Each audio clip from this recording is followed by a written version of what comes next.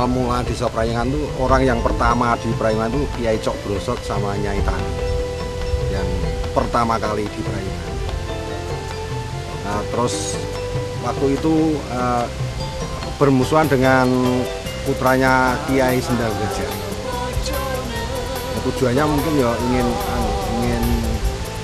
ingin apa itu senang dengan istrinya karena yang terkenal dengan cantiknya, sehingga perperangan uyang-uyungan sehingga disebut Desa Prayungan.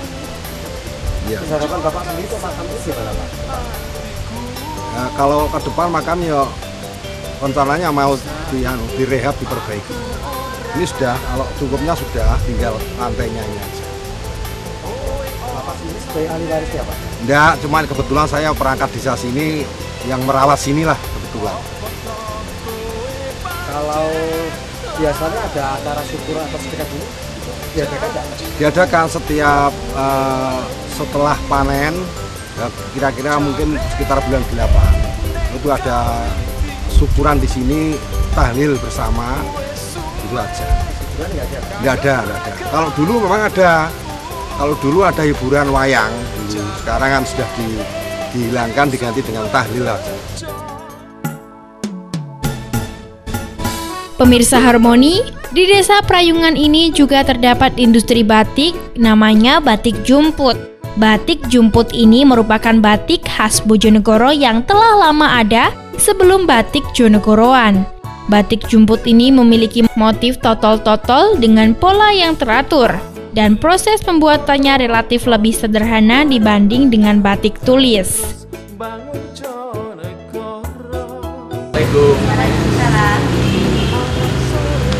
Ini Mbak, beliaunya selaku pemilik dari Batik Jumput ini ya. Di Desa Prayungan ya. Ya Bu, ini Batik Jumput ya, asal dari Desa Prayungan ya. Nah, dinamakan Batik Jumput ini asal mulanya gimana Bu? Batik Jumput itu caranya kalau mau bikin tuh bahannya dijumput dulu baru dimasukkan. Bahannya itu dari kerikil dimasukkan batu kecil dimasukkan di kainnya itu terus diikat. Oh iya. Terus ini lagi pembuatan proses penjumputan itu Bu ya? Iya. Caranya ditali-tali ya sama karet. Ini mola dulu, habis dipola terus langsung dibuat. Ini sudah berdiri sejak lama kapan? Mulai tahun 90. Mulai tahun 90 sampai sekarang. Dan karyawannya asli dari warga Desa Prayungan sendiri? Ada yang dari Desa Prayungan, ada luar desa.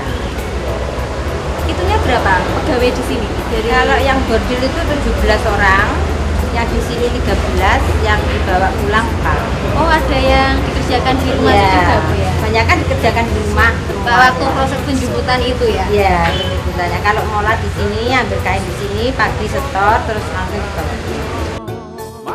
Pemirsa Harmoni, jumput itu ternyata iket, yaitu karet dan kerikil diikat dalam kain kemudian diwarna. Dan awal berdirinya industri batik jumput ini adalah saat Bu Supatmi mendapat pelatihan dari Kelom Pencapir sekitar 22 tahun silam. Dan saat itu Bu Supatmi hanya membuat taplak dan kemudian bisa berkembang sampai sekarang.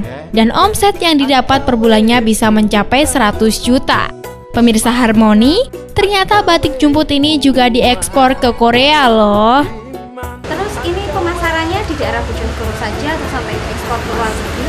Saya pernah ekspor ke luar negeri, tapi sekarang sudah enggak. Tapi saya sekarang kebanyakan kirim ke luar Jawa, ke Aceh, Kalimantan, Banjarmasin.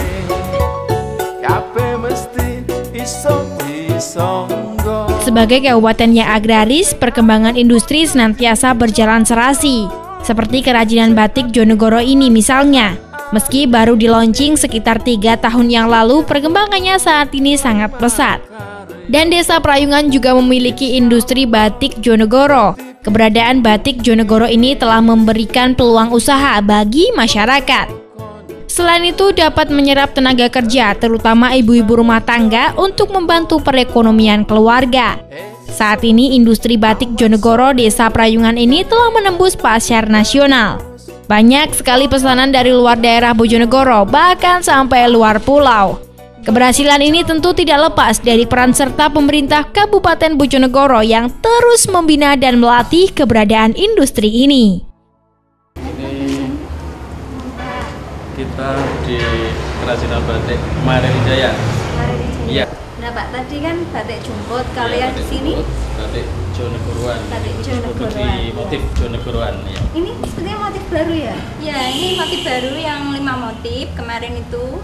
Yang launching kemarin ya, ya. launching Iya, terbaru. ada ya. 5. Ini yang motif mangga. Motif mangga, Iya. pisang, Salah salak, sama Belimbing. rosella blimbing. Rosella. Iya. saya boleh coba itu untuk mewarnai, mencoba batik tulis ini. Silakan. Ini bahannya dari apa ini? Itu dari rotan. Dari rotan. Iya, ini kalau cairan ini itu warna Pewarna itu khusus buat yang sini ya. Iya. Apa ya? Belepotan juga. Ini bedanya dari pembuatannya saya sama ibunya beda sekali. Udah Bu, saya nggak berani lama-lama nanti malah rusak batiknya. Monggo diteruskan. Selain industri batik Desa Prayungan ini juga terdapat industri mebeler yang cukup besar. Berbagai model mebel dan furniture diproduksi di sini. Dengan beberapa karyawan setiap hari, industri ini menghasilkan mebel yang berkualitas.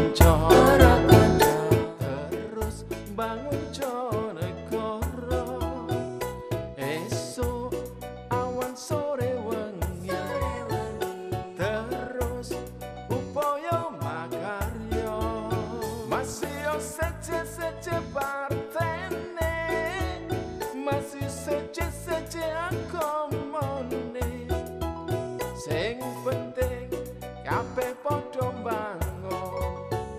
bangun Bojonegoro rukun agawe seneng geger agawe bubrah semangat agawe kuat iman agawe tentrem.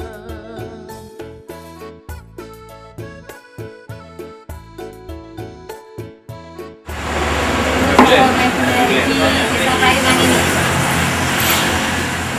Ini kelihatannya lagi proses pembuatan Pak ya? Iya. Ini udah berapa tahun Pak berjalannya usaha mebel ini? Itu sudah 6 tahun. 6 tahun. Iya. Dengan karyawan warga asli Prayungan, Sebagian warga Prayungan. Sekarang Ini biasanya memproduksi apa aja Pak? Kayu, meja? meja siswa sama dosen. Ini biasanya borongan Pak ya, istilahnya buat sekolah-sekolah gitu. Ada borongan yang ada ya. Biasanya ini penjualannya selain borongan itu kemana saja? Ke luar kota ya. Iya. Ke Tuban sama Bali. Kembali. Itu kebanyakan pemesannya tuh buat alat sekolah apa ini lemari, pintu? Kebanyakan anak sekolah. Ya kan itu ya peralatan seperti bangku dan kursinya itu Pak ya. Agawe kuat iman agawe tentrem masih kaya po angele mesti ketemu